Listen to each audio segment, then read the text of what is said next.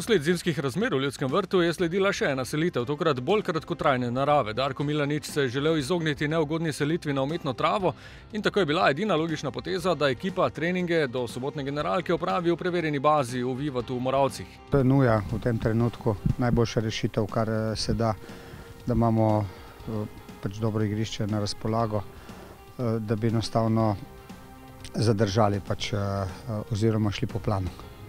Stanje v ekipi je vzpodbudno, prvič je soigralci vadil tudi novinec Aleks Kretum. Seznam manjkajočih je trenutno kratek. Ob Vilerju treninga nista opravila Šuler in Mešanović. Vzdušje je še vedno na visokem nivoju. Včeraj je bilo dosti bolj mrzlo, ampak tudi danes daje občutek sonce, da je toplo, pa ni.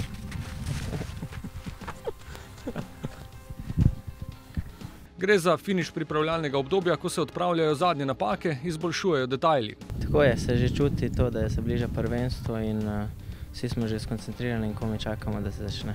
Pred začetkom spomladanskega dela sledita še dva testa, najprej v soboto prvoligaški duel s Celjem.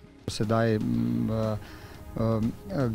gre tako nekako, kot nam je šlo tudi v lanski sezoni, ko smo dosti tega naredili, ko smo se nekako s korakom popravljali in dosegli potem na prvi tekmi že kar dober nivo, ko smo zmagali v derbiju in tako mora biti tudi letos. V prihodnjem tednu pa potem še dvoboj z avstrijskim tretjeligašem Ale Heiligen.